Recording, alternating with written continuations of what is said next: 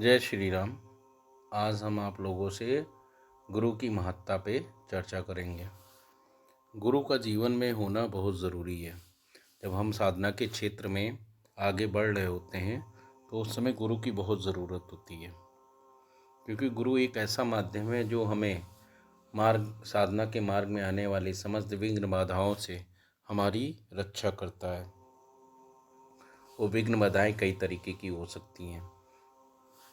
एक गुरु ही अपने शिष्य को समस्त प्रकार की विघ्न बाधाओं से बचाता है। जब हम साधना के क्षेत्र में आगे बढ़ते हैं तो हमारे ऊपर अदृश्य शक्तियों का आक्रमण होता है। उस शक्तियों से रक्षा गुरु करता है। जब हम साधना के क्षेत्र में तीव्र गति से आगे बढ़ रहे होते तो बहुत कुछ ऐसे लोग होते हैं जो ईर्ष्या के कारण हमारी शक्ति का, हमारी बुद्धि का, हमारे शरीर का, हमारी ऊर्जा का बंधन कर देते हैं। पर जब हम गुरु धारण किए होते हैं तो इन सब चीज़ों का असर सबसे पहले हमारे गुरु पे जाता है। जितनी चोट हमें पहुंचती है उससे 10 गुना चोट ज़्यादा हमारे गुरु को पहुंचती है।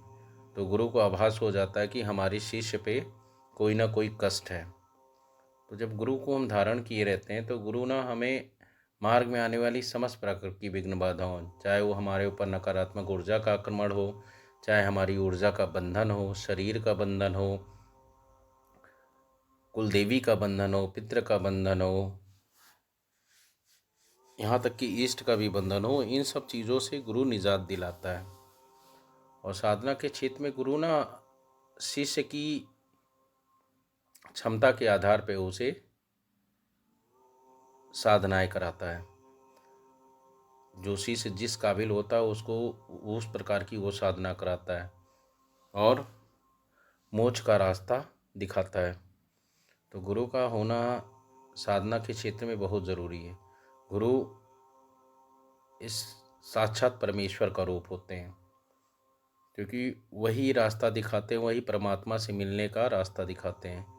जब हम अपने गुरु के प्रति ईमानदार रहते हैं, गुरु के प्रति कर्तव्यनिष्ठ रहते हैं, गुरु की आज्ञा का पालन करते हैं, गुरु के द्वारा बताए गए मार्ग का अनुसरण करते हैं, तो गुरु अपनी आत्मीयता के बल पर हमें सर्वोच्च स्थिति तक पहुंचाने में अपनी जी जान लगा देता है। तो व्यक्ति को चाहिए अपने गुरु का सम्मान करे, अपने गुरु के निर्देशों के अनुरूप कार्य करे और गुरु की कभी भी अवहेलना नहीं करनी चाहिए, ना गुरु का कभी भी दोषारोपण करना चाहिए। गुरु जैसा भी हो, एक बार आपने उनको गुरु मान लिया तो हमेशा उनको गुरु मानते हुए, उनकी भक्ति करते हुए अपने साधना के क्षेत्र में आगे बढ़ता रहना चाहिए, क्योंकि गुरु वो दीपक है जो आपके जीवन में प्रकाश लाता है और आपके जीवन को चरितार्थ करता है। इसलिए गुरु को महत्वपूर्ण परमेश्वर मानते हुए अपनी साधना के क्षेत्र में आगे बढ़ते रहना चाहिए।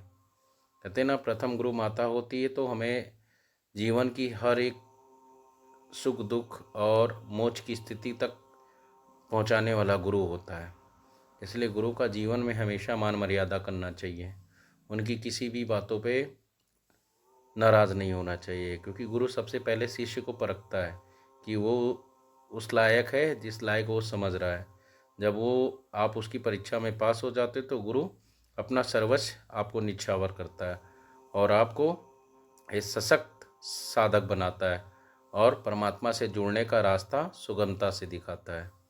तो इसलिए अपने जीवन में जब यदि आप साधना के क्षेत्र में हैं तो गुरु को जरूर धारण करें और गुरु से दीक्षा लें, क्योंकि गुरु ही एक ऐसा माध्यम है जो कलयुग में ईश्वर तक पहुंचाने का रास्ता दिखाता है और सार्थक गुरु मिल जाए तो जीवन सफल हो जाता है। तो मैं आप लोगों से अनुरोध करूंगा कि यदि आप साधना के क्षेत्र में तीव्र गति से आगे बढ़ना चाहते हैं तो आप गुरु का चुनाव ज़रूर करें। इसके बाद मैं एक वीडियो बनाऊंगा कि गुरु का चुनाव करने के लिए आपको क्या करना चाहिए, क्योंकि गुरु पात्रों को ही दीक्षा देते हैं, कुपात्रों को दीक्षा नहीं देते हैं। वो पहले परखते हैं, तब उसके बाद ही दीक्षित करते हैं। इसलिए आपके अंदर भी वो क्षमता होनी चाहिए कि गुरु आपका चुनाव करे। इसलिए गुरु का मान हमेशा करना चाहिए, नेक्स्ट वीडियो में मैं आपको बताऊंगा कि गुरु का चुनाव, एक अच्छे गुरु का चुनाव कैसा किया जाए। धन्यवाद।